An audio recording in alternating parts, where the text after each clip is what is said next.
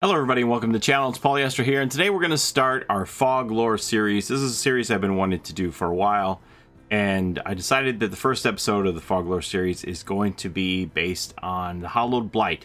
Since the Withering Blight event is coming to a close as of today, I thought this would be an appropriate time to review some of the lore of the Hallowed Blight, in specific that has to do with the killers.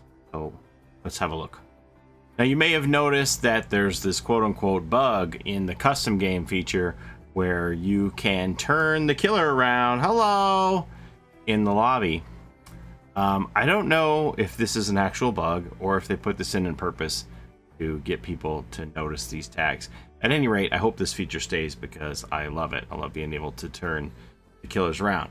So, from last year with the Hallowed Blight outfit, you'll see that all of the killers who got Hallowed Blight outfits have this syringe stuck in their back with a paper tag attached to it.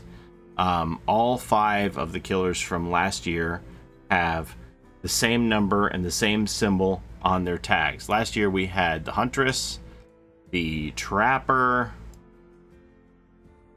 the Wraith, the Hillbilly, and the Doctor. They all have this same tag on their back, the number 2114-25, and this symbol. All of them are the same. The ones from this year are different. The tags are shorter and they have different numbers and different symbols. So let's check them all out.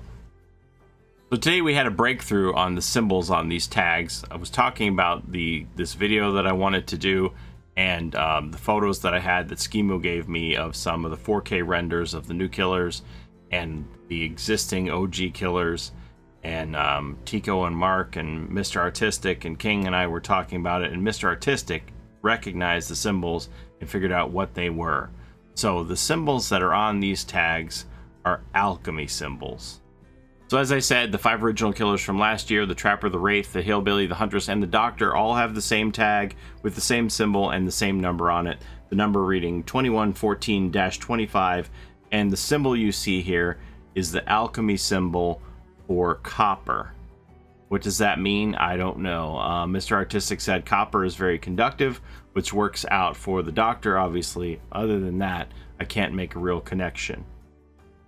Now, if we move on to the killers who got outfits for this year's Withering Blight event, we'll start out with the Nurse, and you can see here her tag reads the number 2330 and has this cross symbol with 4 dots on it, which is the alchemy symbol for distilled vinegar. The only connection I could make to the Nurse with this one is that watered vinegar was used as a disinfectant agent for many, many years in the past to sterilize things. Next, we're moving on to the Hag's tag here. You can see here that her number reads 1823, and her symbol is this tic-tac-toe board with 2 dots in the center, which is the alchemy symbol for zinc. And Mr. Artistic sent me this connection here that said that zinc moderately reacts with oxygen. So perhaps that indicates that she's drawing like zinc on the ground and that it's reacting with oxygen when survivors come over it to trigger traps. I also saw some evidence that zinc is in swampy areas, so maybe that's the connection there. Next, we're going to move on to the Clown's tag here, and you can see that the Clown's tag reads 1130 and it has these 3 diamonds on it. 3 diamonds is the alchemy symbol for spirits of wine or alcohol. Obviously, the clown uses alcohol in his bottles of gas. Next, we're looking at the Spirits tag. Her tag reads 2825, and it has this triangle pyramid with a line through the top, and this is the alchemy symbol for air. Arguably, when the spirit goes into phase, she's turning into air, so that seems to be the connection with her.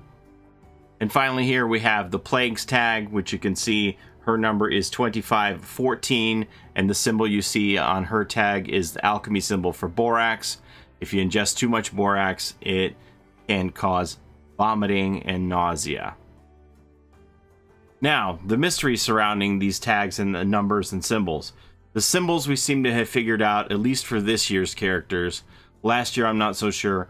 Why are the numbers so specific for the characters this year and generic use for everyone last year? Why are the tags different? Is this the work of the same person in both batches?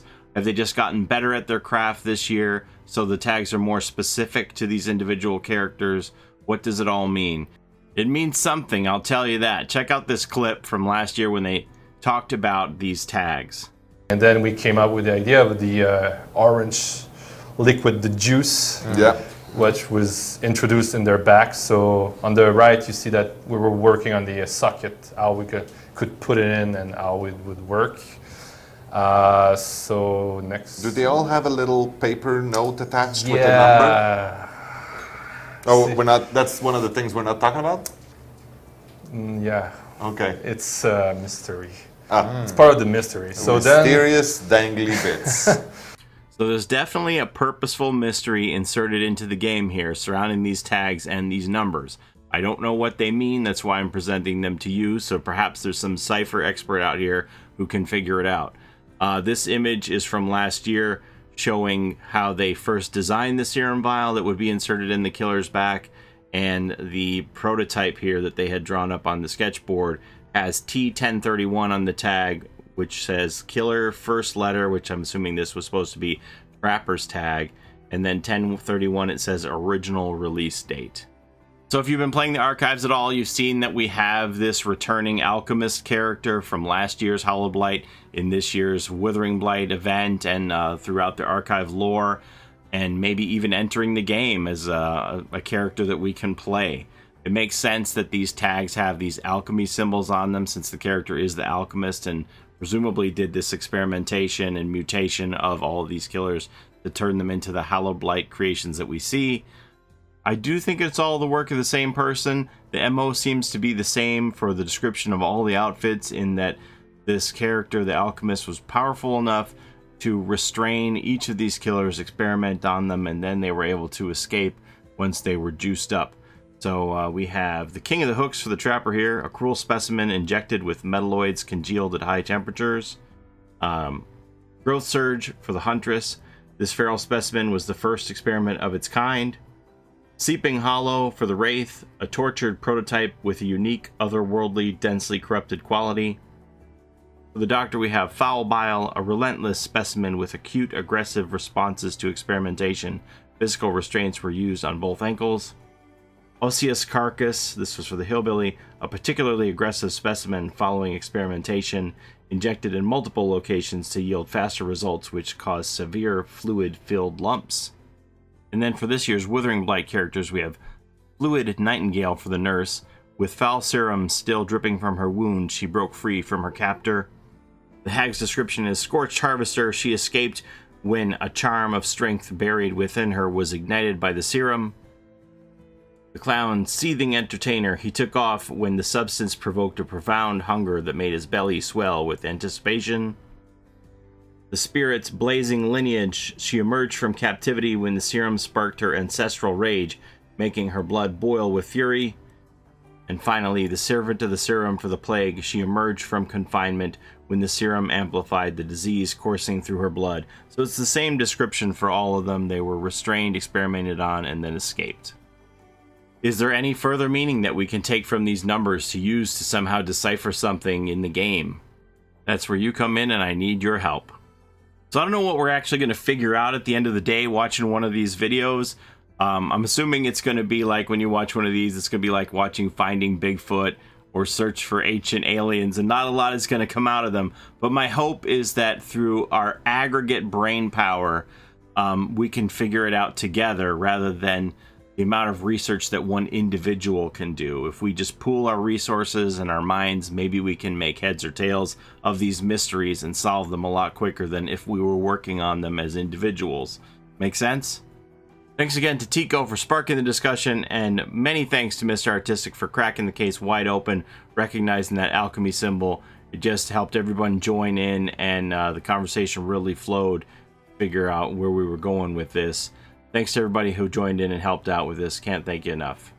So I hope you enjoyed this first episode of the Fog Lore series. I have several other ideas written down here of things that we can talk about in the game that are the mysteries, those deep down mysteries of the game. So we'll pick away at these. Thanks for watching, everybody. Take care of each other out there in the fog. We'll see you next time. Bye-bye.